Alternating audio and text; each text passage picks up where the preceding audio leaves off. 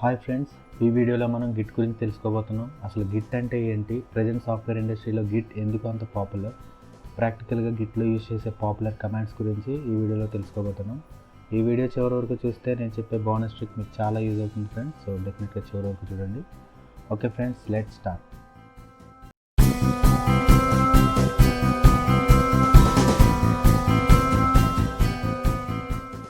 Git అంటే ఏమిటి? సింపుల్గా చెప్పాలంటే గిట్ అనేది ఒక స్పెసిఫిక్ ప్రాజెక్ట్ యొక్క కంప్లీట్ హిస్టరీని వెర్షన్స్గా మెయింటైన్ చేస్తుంది. ఫర్ ఎగ్జాంపుల్, ఈరోజు మనం వాట్సాప్ ఇన్స్టాల్ చేసుకుంటే 1 month తర్వాత కొత్త ఫీచర్స్తో కొత్త వెర్షన్ అనేది రిలీజ్ చేస్తారు కదా. అలానే ఏ ప్రాజెక్ట్ తీసుకున్నా వెర్షన్స్ అనేవి ఖచ్చితంగా ఉంటాయి. కాబట్టి అలాంటి వెర్షన్స్ని మెయింటైన్ చేసే ఒక టూల్ కావాలి. అందులో the most popular tool Git అని చెప్పుకోవచ్చు. అందుకే దీన్ని వెర్షన్ కంట్రోల్ సిస్టమ్ లేదా సోర్స్ కోడ్ మేనేజ్మెంట్ సిస్టమ్ అని అంటారు. ఇక్కడ చూపిస్తున్న శాంపుల్ గిట్ ప్రాజెక్ట్ని మనం గిట్లో సేవ్ చేయబోతున్నాం. సో ఫస్ట్ గిట్ యూజ్ చేసే ముందు గిట్ ఇన్స్టాలేషన్ ఎలాగో చూద్దాం. గిట్ డౌన్లోడ్స్కి వెళ్ళండి. సో ఈ లింక్ గిట్ సంబంధించిన లింక్స్ అన్నీ కింద డిస్క్రిప్షన్లో ఇస్తాను. మీరు యూజ్ చేసే ఆపరేటింగ్ సిస్టమ్ బట్టి గిట్ ఫైల్ని డౌన్లోడ్ చేసుకోండి. నేను లైనక్స్ యూజ్ చేస్తున్నాను. సో ఇక్కడ డౌన్లోడ్ క్లిక్ చేస్తే ఇక్కడ చూపిస్తున్న కమాండ్ని మీ టెర్మినల్లో రన్ చేయండి.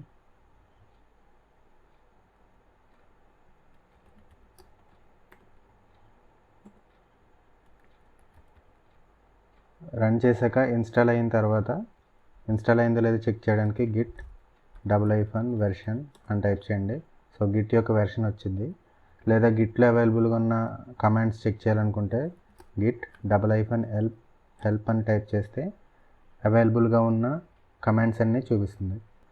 సో వన్స్ గిట్ ఇన్స్టాల్ చేసిన తర్వాత గిట్ హబ్ వెబ్సైట్కి వెళ్ళండి. ఆ వెబ్సైట్ లింక్ కూడా కింద డిస్క్రిప్షన్లో ఇస్తాను. సో github.comకి వెళ్తే ఇక్కడ sign up, sign in 2 options ఉంటాయి. ఫస్ట్ సైన్ అప్ అవ్వండి. తర్వాత ఇక్కడ వెరిఫై క్లిక్ చేసి స్పైరల్ గ్యాలక్సీ అంటే వెరిఫై చేయండి. వెరిఫై చేసిన తర్వాత క్రియేట్ అకౌంట్ని క్లిక్ చేస్తే మీకు ఒక కన్ఫర్మేషన్ మెయిల్ వస్తుంది. కన్ఫర్మ్ చేసిన తర్వాత ఇక్కడ సైన్ ఇన్ క్లిక్ చేయండి. సైన్ ఇన్లో మీ user name and password enter చేసి లాగిన్ అవ్వండి. తర్వాత ఇక్కడ కనిపిస్తుంది ప్లస్ సింబల్ దగ్గర న్యూ రిపాజిటరీ ఉంది కదా, అది క్లిక్ చేయండి. ఇక్కడ మీ రిపాజిటరీ నేమ్ ఇవ్వండి. ఎగ్జాంపుల్ శాంపుల్ ప్రాజెక్ట్ క్రియేట్ చేశాను కాబట్టి శాంపుల్ ప్రాజెక్ట్ అని ప్రాజెక్ట్ నేమ్ ఇస్తున్నాను. డిస్క్రిప్షన్లో మనం ప్రాజెక్ట్ సంబంధించిన డిస్క్రిప్షన్ రాయొచ్చు. ఇది ఆప్షనల్ కాబట్టి తర్వాత అయినా సరే దీన్ని ఫిల్ చేయొచ్చు. ఇంకా రిపాజిటరీ అనేది పబ్లికా లేదా ప్రైవేట్ అనే 2 ఆప్షన్స్ ఉంటాయి. పబ్లిక్ అంటే మీతో పాటు అందరూ చూడగలరు. ప్రైవేట్ అంటే ఓన్లీ మీకు మాత్రమే కనిపిస్తుంది. ఇక్కడ చెక్ బాక్సెస్ ఉన్నాయి కదా, చెక్ బాక్స్ అన్ని క్లిక్ చేయండి. ఇంకా లైసెన్స్ ఉంది కదా, లైసెన్స్ దగ్గర మీ ప్రాజెక్ట్ సంబంధించిన ఏదో ఒక లైసెన్స్ని సెలెక్ట్ చేయండి. ఇంకా క్రియేట్ రిపాజిటరీ ఉంది కదా, ఇది క్లిక్ చేయండి. న్యూ రిపాజిటరీ అనేది మీకు క్రియేట్ అవుతుంది. సో ప్రాజెక్ట్ క్రియేట్ అయింది. సో దీన్ని ఇప్పుడు మీ లోకల్ సిస్టంలోకి డౌన్లోడ్ చేసుకోవాలి. సో డౌన్లోడ్ చేసుకోవడానికి మన దగ్గర 3 ways ఉన్నాయి. ఒకటి ఇక్కడ చూపిస్తున్న URL యూజ్ చేసి డైరెక్ట్ క్లోన్ చేసుకోవచ్చు. లేదా డౌన్లోడ్ యాజ్ జిప్ అంటే మనకి జిప్ ఫైల్ కింద డౌన్లోడ్ అవుతుంది. సో ఫస్ట్ క్లోనింగ్ ఎలా ఉంటుందో చూద్దాం. ఇక్కడ ఈ బటన్ క్లిక్ చేయండి. ఈ URL అనేది కాపీ అవుతుంది. సో ఆల్రెడీ VS కోడ్లో ఓపెన్ చేసి ఉంది. సో ఇందులో దాన్ని క్లోన్ చేస్తాను. గిట్ క్లోన్, అక్కడ కాపీ చేసిన కమాండ్ని ఇక్కడ పేస్ట్ చేయండి. ఎంటర్ చేస్తే మనకి ప్రాజెక్ట్ అనేది క్లోన్ అయిపోతుంది, అంటే డౌన్లోడ్ అయిపోతున్నట్టు అనమాట. సో ఈ ప్రాజెక్ట్లో ఫైల్స్ ఏమీ లేవు, ఓన్లీ రీడ్మీ ఫైల్ ఒకటే ఉంది. సో ఇంకా మన దగ్గర ఆల్రెడీ ఉన్న ఫైల్స్ని ఆ రీడ్మీ ప్రాజెక్ట్లోకి మూవ్ చేసేద్దాం.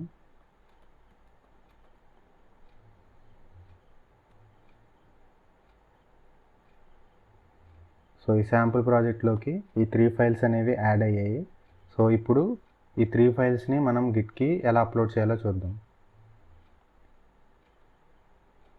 సో ఇక్కడ VS కోడ్లో కనుక చూస్తే మీరు ఇక్కడ గిట్కి సంబంధించిన సింబల్ ఉంటుంది. సో వాటిని ఈజీగా మనం యాడ్ చేసి గిట్కి పుష్ చేసేయచ్చు, అప్లోడ్ చేసేయచ్చు. సో ఇది కాకుండా నేను ఫస్ట్ నార్మల్ మాన్యువల్ మెథడ్ చెప్తాను, దాని తర్వాత ఈజీగా బిఎస్ కోడ్ యూజ్ చేసి ఎలా పుష్ చేయొచ్చు అన్నది చూడొచ్చు. సో ఫస్ట్ మన ప్రాజెక్ట్లో చేంజెస్ ఏమైనా ఉంటే వాటిని ఎలా తెలుసుకోవాలనుకుంటే ఫస్ట్ మన రిపాజిటరీలోకి డైరెక్టరీ చేంజ్ చేయాలి, cd sample project. సో ఇప్పుడు ప్రాజెక్ట్లో ఏవైనా చేంజెస్ ఉంటే అవి చూపించాలంటే git స్పేస్ స్టేటస్ అని టైప్ చేస్తే మనకి చేంజెస్ ఏమున్నాయి అన్నది చూపిస్తుంది. సో ఇక్కడ చూపిస్తుంది కదా అన్ట్రాక్ట్ ఫైల్స్ అని. సో ఇండెక్స్, శాంపుల్, స్టైల్ ఈ 3 ఫైల్స్ అనేవి అన్ట్రాక్ట్గా ఉన్నాయి. సో వీటిని మనం గిట్కి యాడ్ చేయాలి. సో యాడ్ చేయాలంటే గిట్ యాడ్ అండ్ డాట్ అని ఇస్తే ఇక్కడ ఉన్న ఫైల్స్ అన్నీ మనకి యాడ్ అవుతాయి. అలా కాకుండా ఓన్లీ సింగిల్ ఫైలే యాడ్ చేయాలనుకుంటే ఆ ఫైల్ని మనం టైప్ చేస్తే గిట్కి అది యాడ్ అవుతుంది. సో ఇక్కడ మనకు స్టేటస్ కూడా చూపిస్తుంది, ఏ అంటే యాడెడ్ అని, సో యూ అంటే అన్ట్రాక్ట్ అని. అలా కాకుండా మీరు అన్ని ఫైల్స్ని యాడ్ చేయాలనుకుంటే యాడ్ తర్వాత స్పేస్ ఇచ్చి జస్ట్ డాట్ అని టైప్ చేస్తే మొత్తం ఫైల్స్ అన్నీ యాడ్ అవుతాయి. సో అన్నీ యాడ్ అయ్యాయి. దెన్ ఇప్పుడు గిట్కి కమిట్ చేయాలి కాబట్టి గిట్ కమిట్ -m. సో అంటే మీరు ఏదైనా మెసేజ్ ఈ పర్టికులర్ కమిట్కి పర్పస్ ఏంటన్నది మెసేజ్లో మనం రాయొచ్చు. Example project created. So enter చేస్తే సో 3 ఫైల్స్ అనేవి గిట్కి యాడ్ అయ్యాయి. ఇప్పుడు గిట్కి పుష్ చేయాలనుకుంటే పుష్ చేయడం అంటే ఇప్పటివరకు జస్ట్ కమిట్ చేసామంటే సో కమిట్ చేసిన ఫైల్స్ని గిట్ రిపాజిటరీలోకి రిమోట్ రిపాజిటరీలోకి అప్లోడ్ చేయాలంటే Git push origin -u. Initial first కమిట్కి పుష్ ఆరిజిన్ -u అనేది యూజ్ చేస్తాం. తర్వాత మన యూజర్ నేమ్ అండ్ పాస్వర్డ్ అడుగుతుంది. సో అవి ఎంటర్ చేస్తే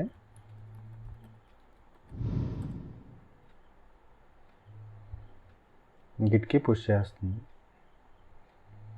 ఇంకా గిట్కి పుష్ అయింది. వన్స్ పుష్ అయిందో లేదో చెక్ చేయాలనుకుంటే ఒకసారి అక్కడికి వెళ్తే రీఫ్రెష్ చేస్తే మనకి తెలుస్తుంది. సో ఫైల్స్ అనేవి ఇక్కడ యాడ్ అయ్యాయి అండ్ దాని కమిట్ కూడా ఇక్కడ చూపిస్తుంది ప్రాజెక్ట్ క్రియేటెడ్ అని చెప్పేసి. సో ఎలా గిట్కి పుష్ చేసాం. నెక్స్ట్ గిట్లో చేంజెస్ ఏమైనా చేస్తే ఎలా తెలుస్తుందో చూద్దాం. దానికి విఎస్ కోడ్లో లైవ్ సర్వర్ ఇన్స్టాల్ చేసుకుంటే లైవ్ సర్వర్ ద్వారా HTML అవుట్పుట్ చూడొచ్చు. So open with live server. So ఇక్కడ 3 సెక్షన్స్ ఉన్నాయి. nav bar, left side image and right side login form ఉంది. సో మూడింటిని 3 వెర్షన్స్ కింద రిలీజ్ చేద్దాం. ఫస్ట్ వెర్షన్ వచ్చేసి ఓన్లీ nav బార్ని రిలీజ్ చేద్దాం, తర్వాత లెఫ్ట్ సైడ్, తర్వాత లాగిన్ ఫామ్. సో ఫస్ట్ ఈ కోడ్ అంతా రిమూవ్ చేస్తున్నాను. సేవ్ చేస్తే మనకు ఓన్లీ nav బార్ ఒకటి కనిపిస్తుంది. సో nav బార్ ఒకదాన్ని మనం రిలీజ్ చేయాలనుకుంటే ఇప్పుడు సో ఫస్ట్ మనం చూడాల్సింది గిట్ స్టేటస్. ఫైల్స్ అనేవి చేంజ్ అయ్యాయి. ఇక్కడ చేంజ్ అయిన ఫైల్ index.html. సో దీన్ని ఫస్ట్ మనం యాడ్ చేయాలి గిట్కి, git.add. తర్వాత యాడ్ చేసిన తర్వాత Git commit -m message index file modified. తర్వాత పుష్ చేయాలి గిట్ పుష్ ఆరిజిన్. సో మన బ్రాంచ్ ఏదైతే ఆ బ్రాంచ్ని రాయొచ్చు అనమాట, ఆరిజిన్ మాస్టర్.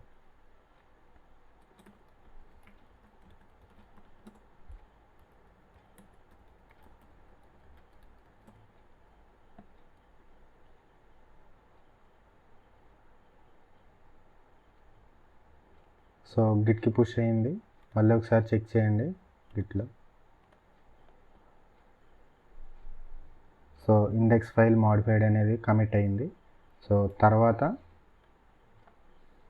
ఇప్పుడు ఫస్ట్ వెర్షన్ రిలీజ్ అయింది. నెక్స్ట్ సెకండ్ వెర్షన్ వచ్చేసి left menu. So code already నేను కాపీ చేసి ఉంచుకున్నాను. సో లెఫ్ట్ మెనూ యాడ్ చేశాను. ఒకసారి అవుట్పుట్ చూద్దాం. సో లెఫ్ట్ మెనూ యాడ్ అయింది. సో అగైన్ మళ్ళీ పుష్ చేయొచ్చు. ఎలా అంటే ఫస్ట్ గిట్ స్టేటస్ చూద్దాం, మాడిఫై అయిందో లేదా అన్నది. మాడిఫై అయింది. Next Git add Git commit left image added, తర్వాత గిట్కి పుష్ చేయడం.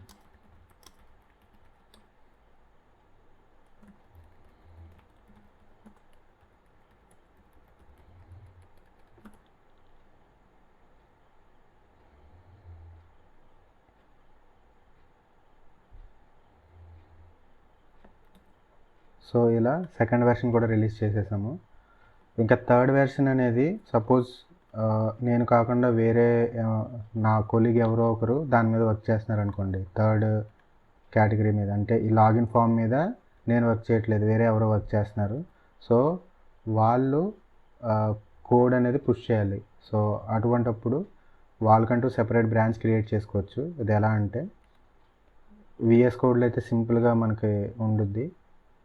జస్ట్ ఇక్కడ క్లిక్ చేసి క్రియేట్ న్యూ బ్రాంచ్ అని క్లిక్ చేస్తే బ్రాంచ్ నేమ్ ఇవ్వచ్చు. సో అలా కాకుండా కమాండ్ యూజ్ చేసి చేయాలంటే గిట్ బ్రాంచ్ న్యూ బ్రాంచ్ అనేది క్రియేట్ అవుద్ది. ఇప్పుడు గిట్కి చెక్అవుట్ అంటే ఆ బ్రాంచ్ క్రియేట్ చేసాము, ఇప్పుడు ఆ బ్రాంచ్కి షిఫ్ట్ అవ్వాలంటే git checkout new branch. So switch to branch new branch. So ఇక్కడ బ్రాంచ్ కూడా చేంజ్ అవుద్ది. సో ఇప్పుడు మనం ఏదైనా చేంజెస్ చేస్తే ఆ చేంజెస్ అనేవి ఓన్లీ ఈ న్యూ బ్రాంచ్కి మాత్రమే పరిమితమై ఉంటాయి. ఆ మాస్టర్ బ్రాంచ్కి దీనికి ఇంకా సంబంధం లేదనమాట. మనం ఈ చేంజ్ చేసిన కోడ్ని ఆ మాస్టర్ బ్రాంచ్లోకి మెర్జ్ చేసేంత వరకు ఈ బ్రాంచ్కి ఆ బ్రాంచ్కి సంబంధం ఉండదు. సో ఇప్పుడు ఈ న్యూ బ్రాంచ్లో అతను లాగిన్ ఫామ్ క్రియేట్ చేశాడు. సో లాగిన్ ఫామ్ క్రియేట్ చేసి కోడ్ పుష్ చేస్తాడు అనమాట. సో ఇప్పటి వరకు అక్కడ కమాండ్ యూజ్ చేసి పుష్ చేయడం చెప్పాం. ఇప్పుడు విఎస్ కోడ్లో ఈజీగా ఎలా పుష్ చేయొచ్చో చూడొచ్చు. సో ఇక్కడ కనిపిస్తుంది కదా, ప్లస్ సింబల్ క్లిక్ చేయండి, చేంజెస్లో క్లిక్ చేస్తే అది ఫస్ట్ స్టేజింగ్కి వెళ్తుంది. తర్వాత ఇక్కడ మీ కమిట్ మెసేజ్ అనేది రాయాలి, లాగిన్ ఫామ్ క్రియేటెడ్. తర్వాత ఇక్కడ టిక్ మార్క్ ఉంది కదా, అది క్లిక్ చేయండి. సో అది కమిట్ అయింది. పుష్ మాత్రం కమాండ్ యూజ్ చేయాలి, గిట్ పుష్ ఆరిజిన్. ఇక్కడ బ్రాంచ్ మీ బ్రాంచ్ ఏదైతే అది ఇవ్వాలన్నమాట. ఇంతకుముందు మాస్టర్ కాబట్టి మాస్టర్ ఇచ్చాం, ఇప్పుడు న్యూ బ్రాంచ్. సో బ్రాంచ్ ఇచ్చిన తర్వాత అగైన్ క్రెడెన్షియల్స్ ఇవ్వాలి.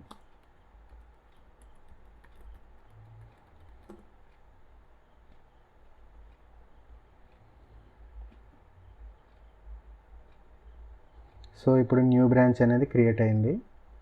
సో ఇక్కడ గిట్ హబ్కి వెళ్తే ఇక్కడ చూపిస్తుంది new branch has recent pushes less than 1 minute ago. So ఇక్కడ కంపేర్ అండ్ పుల్ రిక్వెస్ట్ అని ఉంటుంది. సో ఆ బటన్ క్లిక్ చేయండి. సో ఇది ఏం చేస్తుందంటే ఇక్కడ మనకి ఇంతకు ముందున్న ఫైల్స్ని, మీరు చేంజ్ చేసిన ఫైల్ని రెండింటిని కంపేర్ చేస్తుంది, చేంజెస్ ఏంటనేది చూపిస్తుంది. ఇక్కడ చూస్తే ఇంతకుముందు లాగిన్ పేజ్ అనేది లేదు. సో కొత్తగా యాడ్ చేసిన దాంట్లో లాగిన్ పేజ్ అనేది క్రియేట్ అయ్యింది.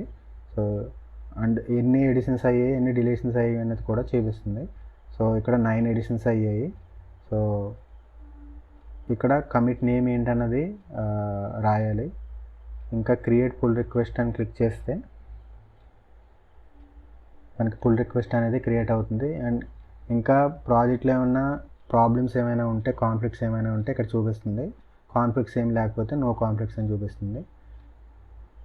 ఇంకా మెర్జ్ పుల్ రిక్వెస్ట్ అని ఉంది కదా, సో ఈ మెర్జ్ పుల్ రిక్వెస్ట్ అని క్లిక్ చేస్తే ఇంతకుముందు క్రియేట్ చేసిన న్యూ బ్రాంచ్ అనేది మాస్టర్ బ్రాంచ్లోకి మెర్జ్ అయ్యి, సో కంప్లీట్ కోడ్ అనేది ఒకే బ్రాంచ్లో మెయింటైన్ అవుద్ది అనమాట. సో ఈ మెర్జ్ అనేది ఒకరే చేయాల్సిన పని లేదు, అడ్మిన్ ఎవరైతే ఉన్నారో వాళ్ళు మెయిన్గా చేస్తూ ఉంటారు. సో ప్రజెంట్ 2 బ్రాంచెస్కి నేను అడ్మిన్ కాబట్టి నేను మెర్జ్ చేయవచ్చు.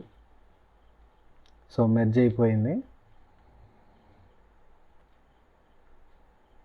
మెర్జ్ అయిన తర్వాత కోడ్ చూస్తే సో మెర్జ్ అనేది ఇక్కడ చూపిస్తుంది, మెర్జ్ రిక్వెస్ట్ 1 అనేది మెర్జ్ అయిందని చూపిస్తుంది. సో మెర్జ్ అయిన తర్వాత ఇప్పుడు ప్రజెంట్ న్యూ బ్రాంచ్లో ఈ కోడ్ ఉంది. సో ఒకసారి మాస్టర్ బ్రాంచ్కి షిఫ్ట్ అయ్యి చూద్దాం.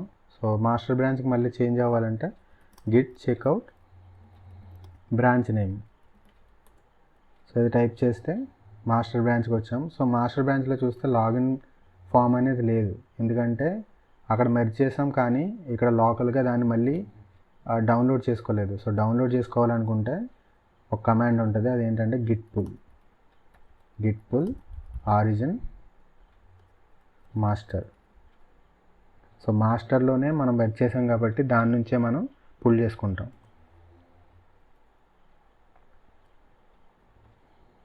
సో ఇక్కడ చూస్తే లాగిన్ ఫామ్ అనేది వచ్చేసింది ఇందులో మాస్టర్ బ్రాంచ్లోకి.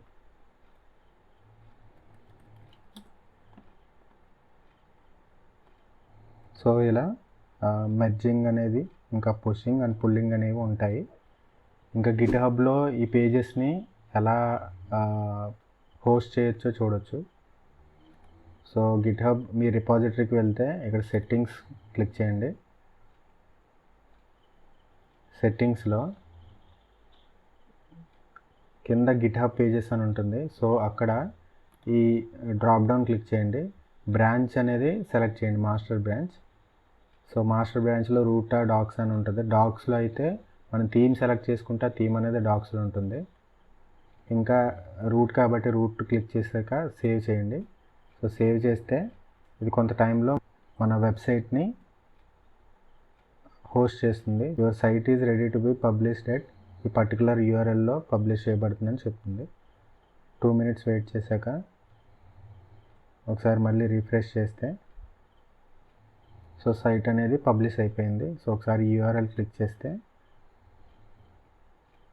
మీకు సైట్ అనేది చూపిస్తుంది. సో ఇక్కడ చూస్తే venkateshmoguli.github.io అండ్ పక్కన మన ప్రాజెక్ట్ నేమ్ అనేది చూపిస్తుంది, శాంపుల్ ప్రాజెక్ట్ అని. సో ఇలా మన సైట్ని హోస్ట్ చేసుకోవచ్చు గిట్హబ్లో. ఇంకా వెర్షన్స్ అని చెప్పాం కదా. సో గిట్హబ్లో డిఫరెంట్ వెర్షన్స్ అనేవి ఎలా జరిగాయి ఏంటనేది ఇక్కడ చూడొచ్చు. ఇక్కడ 6 commits అని ఉంది కదా, దాన్ని క్లిక్ చేయండి. క్లిక్ చేస్తే ఇక్కడ మనకి ఇనీషియల్గా ఫస్ట్ కమిట్ ఏదన్నది ఇక్కడ చూడొచ్చు, ఇనీషియల్ కమిట్. సో ఇనీషియల్ కమిట్లో కోడ్ ఏముందనేది తెలియాలనుకుంటే జస్ట్ ఇక్కడ ఈ పర్టికులర్ కోడ్ సింబల్ క్లిక్ చేస్తే ఆ పర్టికులర్ టైంలో కోడ్ ఏమున్నదని చూపిస్తుంది. ఇక్కడ స్టార్టింగ్లో ఫైల్స్ ఏమీ లేవు. నెక్స్ట్ వెర్షన్ వచ్చేసి ప్రాజెక్ట్ క్రియేటెడ్. సో ఫస్ట్ ప్రాజెక్ట్లో 3 files క్రియేట్ చేసాం. నెక్స్ట్ కమిట్లో ఇండెక్స్ ఫైల్ అనేది మాడిఫై చేసాం. ఇంకా థర్డ్ కమిట్లో లెఫ్ట్ ఇమేజ్ అనేది యాడ్ చేసాం. ఫోర్త్ కమిట్లో లాగిన్ ఫామ్ క్రియేట్ చేసాం. అండ్ ఫైనల్గా ఆ లాగిన్ ఫామ్ క్రియేట్ చేసిన బ్రాంచ్ నుంచి మాస్టర్ బ్రాంచ్కి మెర్జ్ చేసాం. సో ఇలాగా ఈ వెర్షన్స్ అన్నిటిని మెయింటైన్ చేస్తున్నాను అనమాట. వీటినే వెర్షన్స్ అంటాం అనమాట, ఈ కమిట్స్ అన్నిటిని. ఇంకా ఈ పర్టికులర్ కమిట్లో కోడ్ ఏముందన్నది మీరు తెలియాలనుకుంటే జస్ట్ అక్కడ కనిపిస్తున్న ఇక్కడ కాపీ సింబల్ క్లిక్ చేస్తే మీ టెర్మినల్లో గిట్ చెక్అవుట్ ఆ కోడ్ అనేది పేస్ట్ చేస్తే ఆ పర్టికులర్ కమిట్ టైంలో ఏ కోడ్ ఉన్నదన్నది మనకు చూపిస్తుంది. సో ఈ కోడ్ అనేది ఆ టైంలో ఆ పర్టికులర్ కమిట్ టైంలో ఉంది. ఇంకా లాగిన్ ఫామ్ క్రియేట్ అయిన తర్వాత ఎలా ఉందో చూద్దాం. Git checkout commit name. So ఇక్కడ లాగిన్ ఫామ్ కూడా క్రియేట్ అయింది. నెక్స్ట్ ఫైల్ మాడిఫైడ్ అని ఉంది కదా, గిట్ చెక్అవుట్ మాడిఫై దగ్గర చూస్తే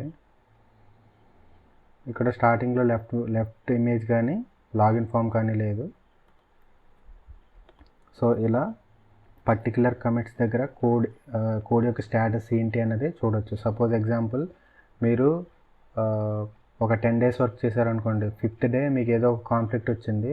సో ఒకసారి మళ్ళీ 3rd dayకి వెళ్ళి అక్కడ కోడ్ ఏం రాసామన్నది మీరు తెలుసుకోవాలనుకుంటే ఆ పర్టికులర్ డేకి ఇక్కడ వెళ్తే ఆ పర్టికులర్ ఈ కమిట్ మెసేజ్ అనేది చాలా ఇంపార్టెంట్. సో దీన్ని బట్టి మనం ఈజీగా ఐడెంటిఫై చేయొచ్చు ఏ కోడ్ ఎప్పుడు మాడిఫై చేసామన్నది. సో అక్కడికి వెళ్ళి ఆ పర్టికులర్ కోడ్ని కాపీ చేసి గిట్ చెక్అవుట్ అని ఇస్తే మీకు ఈజీగా ఆ పర్టికులర్ టైంలో ఉన్న కోడ్ అనేది మీకు చూపిస్తుంది.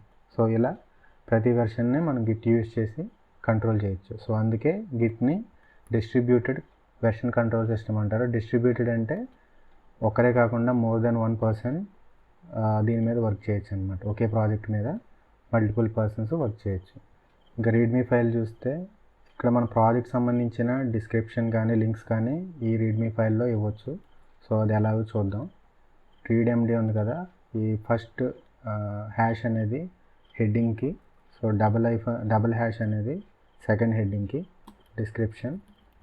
ఇంకా దానికి సంబంధించిన డిస్క్రిప్షన్ ఇక్కడ రాయొచ్చు. It's about sample GitHub project. So దీన్ని సేవ్ చేయండి. సేవ్ చేసి విఎస్ కోడ్ యూజ్ చేసి సింపుల్గా కమిట్ చేయొచ్చు. Readme file updated. So git checkout master. So present మన ప్రాజెక్ట్లోని గిట్ బ్రాంచెస్ ఎన్ని తెలియాలనుకుంటే గిట్ బ్రాంచ్ అని టైప్ చేయండి. సో ప్రజెంట్ ఉన్న branches 2, master branch and new branch. And అందులోనూ కరెంట్ బ్రాంచ్ అనేది మాస్టర్ బ్రాంచ్ దగ్గర ఉంది. సో ఇక్కడ స్టార్ సింబల్ చూపిస్తుంది కదా. గిట్ పుష్ ఆరిజిన్ మాస్టర్ అని టైప్ చేస్తే మనకి క్రెడెన్షియల్స్ వస్తాయి. ఇప్పుడు నేను క్రెడెన్షియల్స్ ఎంటర్ చేయకుండా, అంటే ఓన్లీ వన్స్ ఎంటర్ చేసి నెక్స్ట్ నుంచి ఎంటర్ చేయకుండా ఉండడానికి సింపుల్గా యూజ్ చేయడానికి ఒక ట్రిక్ చెప్తాను కదా, బోనస్ ట్రిక్ చెప్తాను కదా. బోనస్ ట్రిక్ ఇది ఎలా అంటే గిట్ కాన్ఫిగరేషన్ ఉంటుంది. సో గిట్ కాన్ఫిగ్ -లిస్ట్ అని ఇస్తే మీ కాన్ఫిగరేషన్ అనేది చూపిస్తుంది. సో ఇక్కడ మనం క్రెడెన్షియల్స్ హెల్పర్ అనేది స్టోర్ చేయాలన్నమాట. ఎలా అంటే git config -global credential .helper value అనేది స్టోర్ అని ఇవ్వాలి. సో ఇప్పుడు ఒకసారి లిస్ట్ చూస్తే హెల్పర్ స్టోర్ అనే కీ అనేది మనకి స్టోర్ అయ్యింది. సో ఇప్పుడు మనం యూజర్ నేమ్ పాస్వర్డ్ ఎంటర్ చేస్తే ఆ క్రెడెన్షియల్స్ అనేవి ఒక ఫైల్లో స్టోర్ అయి ఉంటాయి. ఆ ఫైల్ నేమ్ ఏంటంటే .git-credentials. ఒకసారి గిట్కి పుష్ చేద్దాం. పుష్ చేసినప్పుడు క్రెడెన్షియల్స్ అడుగుతుందో లేదో చూద్దాం.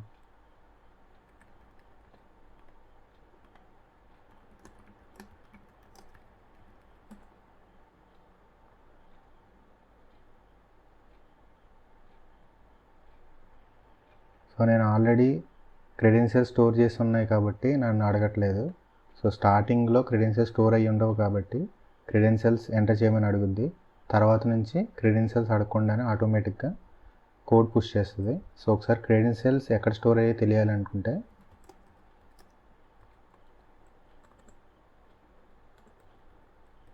.git credentials. లైనక్స్లో అయితే హోమ్లో ఉంటుంది .git-credentials అని. విండోస్లో అయితే గిట్కి సంబంధించిన ఒక ఫోల్డర్ ఉంటుంది. ఆ ఫోల్డర్లో ఈ గిట్ క్రెడెన్షియల్స్ అనే ఫైల్లో స్టోర్ అయి ఉంటుంది. సో ఇక్కడ చూస్తే మీ యూజర్ నేమ్ పాస్వర్డ్ అనేది ఇక్కడ స్టోర్ అయి ఉంది. సో అందువల్ల మీరు ప్రతిసారి క్రెడెన్షియల్స్ ఎంటర్ చేయకుండా ఆటోమేటిక్గా పుష్ చేయొచ్చు, పుల్ చేయొచ్చు. సో గిట్కి సంబంధించిన క్లోనింగ్, సో క్రెడెన్షియల్స్ సంబంధించినవన్నీ కూడా మీరు ఎంటర్ చేయకుండానే చేయొచ్చు. సో క్రెడెన్షియల్స్ హెల్పర్లో కూడా వేరే టైప్ ఉంది స్టోర్ చేసుకోవడంలో. ఎలా అంటే మీకు క్రెడెన్షియల్స్ అందరికీ తెలిసిపోతాయి అని అనుకుంటే, అవి కొంత టైం తర్వాత అవి క్లియర్ అయిపోవాలనుకుంటే క్రెడెన్షియల్స్ క్యాష్ అని యూజ్ చేయొచ్చు. అది ఎలా అంటే git config -global credential.helper cache -timeout 300 seconds. So number of seconds ఇక్కడ ఇవ్వచ్చు. సో ఇప్పుడు ఒకసారి కోడ్ పుష్ చేద్దాం.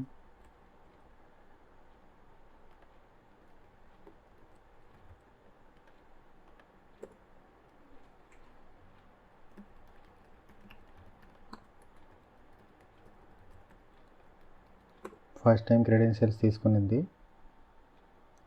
తర్వాత 5 minutes వరకు మళ్ళీ క్రెడెన్షియల్స్ అడగదు. So don't ask until 5 minutes. So మళ్ళీ దీన్ని పుష్ చేద్దాం. Last check. ఇప్పుడు చూస్తే క్రెడెన్షియల్స్ అనేది అడగట్లేదు. సో క్యాష్ యూజ్ చేసి ఇలా ట్రై చేయొచ్చు, లేదా మన క్రెడెన్షియల్స్ని పర్మనెంట్గా మన డివైస్లో స్టోర్ చేసుకొని ఫస్ట్ చెప్పిన విధంగా అలా అయినా ట్రై చేయొచ్చు. రెండిట్లో ఇది కొంచెం సేఫ్ కాబట్టి సో క్యాష్ యూజ్ చేయడం బెటర్. ఎందుకంటే మరి క్రెడెన్షియల్స్ అనేవి మన సిస్టమ్లో స్టోర్ అయి ఉంటే హ్యాకర్స్ హ్యాక్ చేసి వాటిని మళ్ళీ మిస్యూజ్ అయ్యే ఛాన్సెస్ ఎక్కువ ఉంటాయి కాబట్టి better to use cash. Store చేసిన క్రెడెన్షియల్స్ని మనం రిమూవ్ చేసేయాలనుకుంటే సో ఎలా రిమూవ్ చేయొచ్చో చూడొచ్చు. So Git config --global -unset ఆ పర్టికులర్ కీ. సో credential.helper అనేది కీ నేమ్. సో ఆ కీ ఇస్తే సో కీ అనేది క్లియర్ అయిపోతుంది. సో ఒకసారి ఆ లిస్ట్ చెక్ చేస్తే సో లిస్ట్లో credential.helper అనేది ఉండదన్నమాట. సో ఇలా క్రెడెన్షియల్ అనేవి స్టోర్ చేసుకోవచ్చు, అలానే రిమూవ్ కూడా చేసేయచ్చు. సో ఇది ఫ్రెండ్స్ ఈ వీడియోలో గిట్కి సంబంధించి. సో నెక్స్ట్ వీడియోలో మరో మంచి టాపిక్తో మీ ముందుకు వస్తాను. So until then bye bye, take care.